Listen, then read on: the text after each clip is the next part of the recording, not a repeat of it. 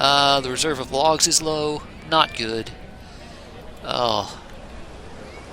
Okay, let's go take a look. How is the forester doing? Logs this season, 169. Logs this season, 140. Not too bad.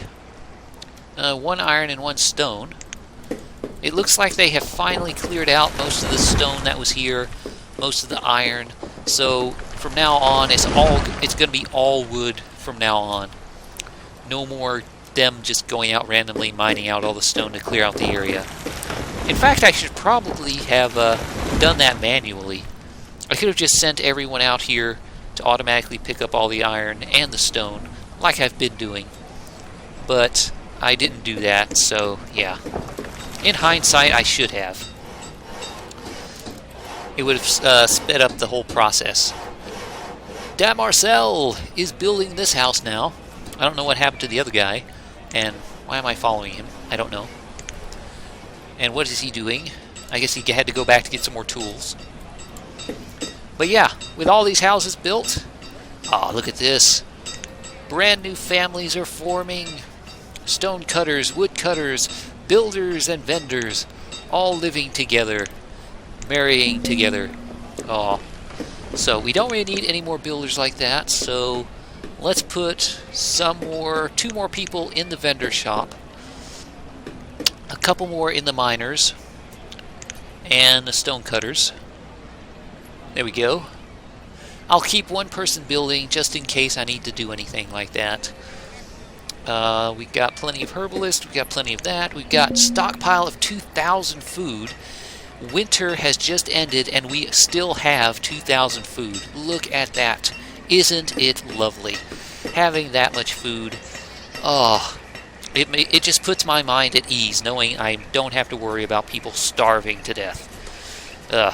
And I say that, and I know what's going to happen. Any minute now, that number is just going to start dropping just like that. And people are going to start starving.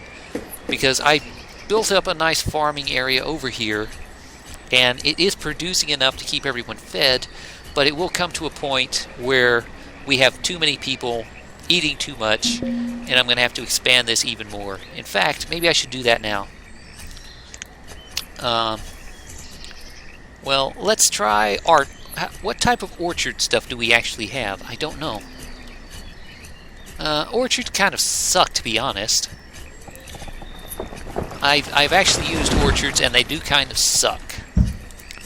So let's build a couple more farms, 10 by 10, just to keep the stockpile of food going. Because I do think I will need even more food.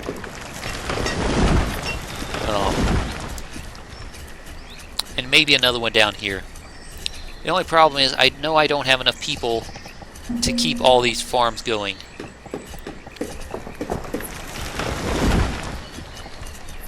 There we go. Another farm there. I know I don't have enough people to staff all of these farms, which is going to be a problem. It says 6 more people I need. 3, 4, 5.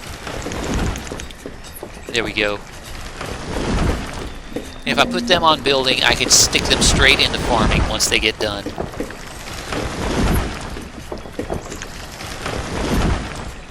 Because food is really the main issue here. Food is always the main issue in this game. Keeping the people fed, keeping enough food coming in to keep them happy. I mean, you can do it with stuff like the hunting cabins, you can do it with the fishing docks, but this is probably the most efficient way, I think. I think the farms are actually the most efficient way. I'm not really sure, to be honest. Because, quite frankly, there always comes a point. Every time I've played this game before, there comes a point where everyone just dies. And it's always my own fault. I don't plan ahead. I don't do what I'm doing right now, which is stay on top of the farming situation.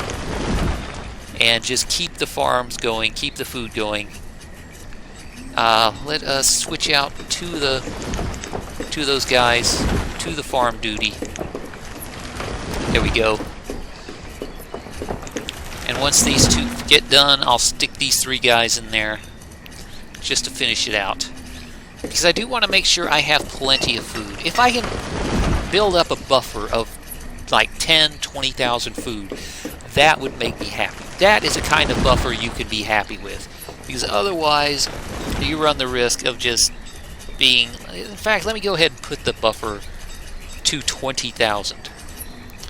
Just like that. We have 20,000 max capacity food. That's how much food they will hold at maximum. And once you get to that point, they won't make any more food. Which is not something you want to have happen. You never want to get to a point where they just stop making food. Because once that stops happening, especially when your primary food source is crops like this, you really have, it's really time sensitive. You have to get it started, you have to get the crops planted early enough in the season. Otherwise, it just won't work. So yeah. I mean, I've tried experimenting with larger fields, the 15 by 15s, but I could never get it harvested fast enough. And I don't really know why. I'm not sure if it's just I didn't have enough people on them, because a 10 by 10 versus a 15 by 15, that's basically doubling, more than doubling the field. So 2 people working this seem to be able to get it done easily. So you would think putting 5 people on a 15 by 15 would be enough, but it doesn't seem to be enough. For some reason, it just doesn't seem to be enough to get those size fields done. That's why I'm sticking with the 10 by 10 design here that I'm doing. Let's go with more potatoes, I guess.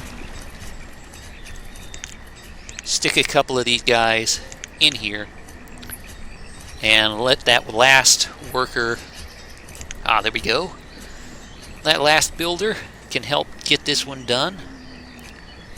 And then perfect timing there, Rosarion has become an adult and is working as a laborer. Very good timing. You can start working as a farmer. Well, you could start working as a farmer if it wasn't too late in the season. Which it is. It is far too late in the season to really be doing that. So I'm just going to stick you in there just to be safe. That way, next season, when it comes to farming, you can just head straight to the farm and start working. But speaking of which, I should probably build another road. Straight down here. Just like that. Okay. And maybe, once I get a few more people, I can actually build another fishing dock right here. That way it'll be dumped into this into the storage barn. But yeah, look at this. Look at this big, beautiful market. It is bustling with food, with hide coats, 60 hide coats, plenty of food, all these tools, firewood, iron, fish, potatoes. It is a beautiful thing. And it means all the people living here in these houses don't have to travel all over the place to pick up their firewood, pick up the iron, pick up the food from over here. They can just come to this one-stop shopping Walmart-type place and pick up everything they need. It is the local Walmart. It is medieval Walmart. Too bad you can't get a flat-screen TV. I wondered, this is a well, right? Does this count as a well? Excuse me. I mean, I've got a well here, which is good for helping put out fires, which I have never seen a fire in this game, so it could be helpful to have that. It could happen at any moment. But does this count as well as well? A well as well? And we also have herbs coming in from the herbalist, which is even nicer, because it's helping keep people alive. Which is another thing I should probably think about building. A hospital. Used to heal diseases. I think this is mainly used in the whenever a disease breaks out.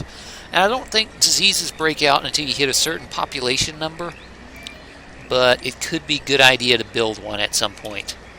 Unfortunately, I am low on wood, low on stone, and low on iron to build one of those. A town hall would also be good. Unfortunately, same difference, 124 stone, which I do not have nearly enough. A chapel, again, would also be good. It would increase the happiness of my people. It would make everybody really happy to have a chapel. But again, it is all about the number of people I have and the amount of stone I'm getting. So what I really need to do is increase my population so I can get even more people, dump them into the stone cutters, dump them into the mines to help out in that regard. So I need to build a few more houses. 1, 2. I don't have enough wood really to build that many, so I'm just going to build 2 more houses. And then another road right there. Do I have enough? Is the farm's done? Yep, the farmer's done. So I'm going to take a couple people and put them directly into the building. And that's something you can really think about doing. Whenever somebody is offline, busy, there's nothing they need to do, like the tailor right now doesn't have anything to do, when they're just sitting idle like that, you can take them off and put them doing something else. Which is something else I can do. Actually, I can take all these farmers and stick them into the stone cutters and to the mines. Just like this. And when they are done with this, go away. When they're done with building these 2 houses, I can do the same thing with these builders. The only problem is remembering to stick them out, to take them back and put them back farming before it's too late. That is something you need to be very careful of if you do something like this. So yeah, we now have 15 people mining, 12 people stone cutting, which should help speed up the acquisition of stone, should help speed up the acquisition of iron. I just have to be very careful once the seasons start to change. Oh, look at this. We already have 14 iron coming in. We've got plenty of people in here coming in to mine. Oh yeah, look at that. I just need to remember and be very careful about this. To once all the snow is gone, I need to remember to take them out of there and put them back on farm duty. Otherwise, we will not have any food this year. I mean, we do have a large buffer. I mean, that's 2,000 food. And we still have food coming in from the fishermen and the hunting lodges and like that. But it is always important to be careful like that, because otherwise you could easily screw yourself. And look at this. We have, what is it? What is his name? Wait a minute, what is his name? I can't read it. Wernelius? That's his name. Wernelius. His name is Wernelius. What the hell?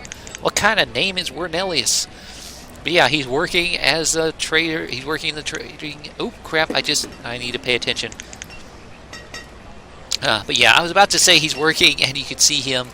And here we have Laris with her little wheelbarrow taking goods from the storage barn over here and bringing them straight to the market to fill up and keep everything nice and flowing. So let us take, how many was it we need? We need 18.